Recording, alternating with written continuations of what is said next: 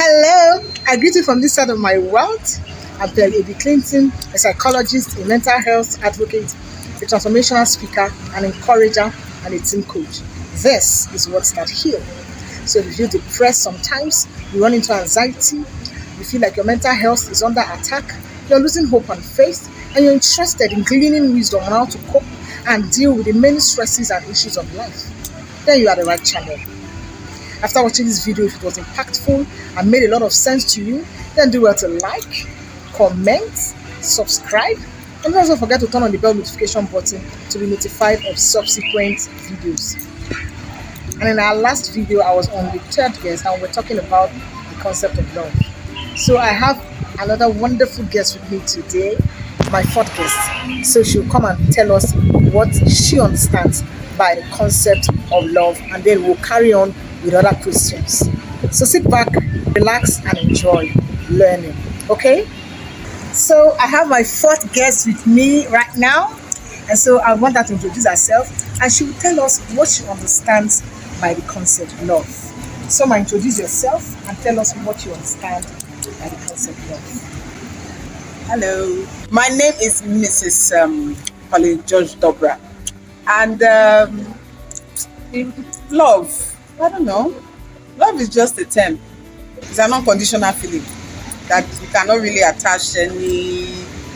You can't really say, okay, this is love or that is not love. Basically, love is unconditional. You can't explain it in terms. That's just for it. That's how I see love. Okay, so let me reiterate. She said love is an unconditional feeling. Do you think love is really a feeling? It's unconditional. That's why I say that it can't be explained.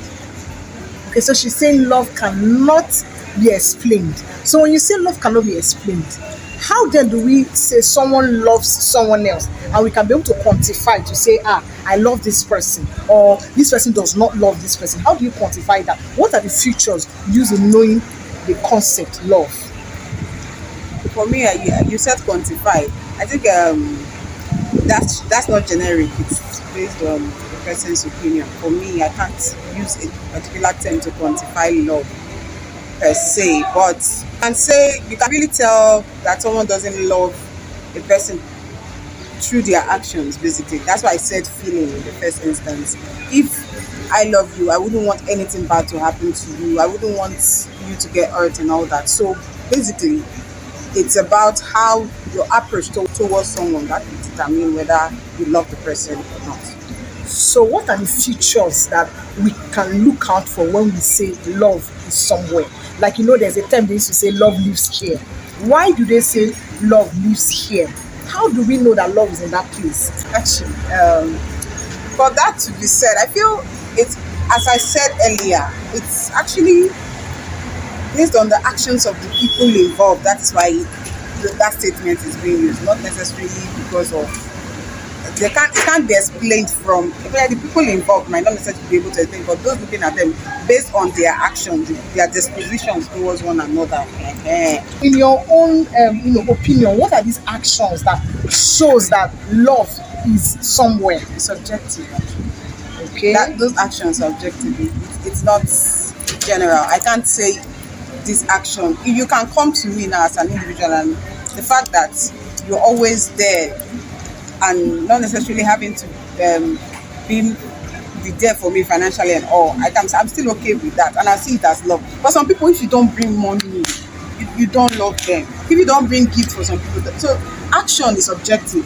How you see it actually depends on the individual. Like it's subjective. Sorry, it depends on the individual. It's not like I can't say my own way of looking at love is your own way of looking at love. So those actions, those features are subjective to the individual, not general. Okay. So I hope you understand. I got something from what she's saying. She's saying that for her, the concept of love, firstly, she said love is unconditional. Then secondly, she's saying that love is a subjective idea.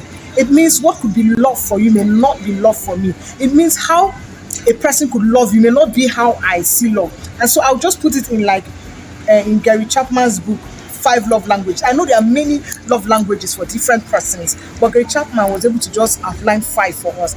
And somebody may like receiving of gifts, just like she said, and another person may not like it. And if you're giving the person that does not like receiving of gifts, he's feeling that you're using him or something. He's not feeling loved. Probably that person's love language is quality time. I think our emphasis is on love languages, saying that what could mean love to Mr. A or Mrs. B could not be love to Mr. D or Mrs. C. I hope we understand. So, I hope I'll be able to communicate what you were trying to say. That's what you're saying, right?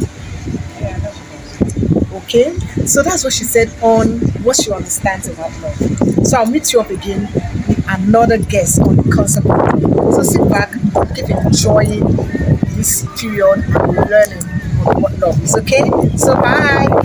all right. See you all some other time. So thank you.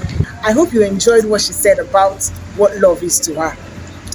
And like I've said, we'll be enjoying ourselves on this channel, even at this season when we're talking about love and learning on what love is. See, we must get it right this time around. We can't just be carrying a misconstrued and a misunderstanding about love like that. So we're learning on the concept of love, and I hope you're learning so much as well.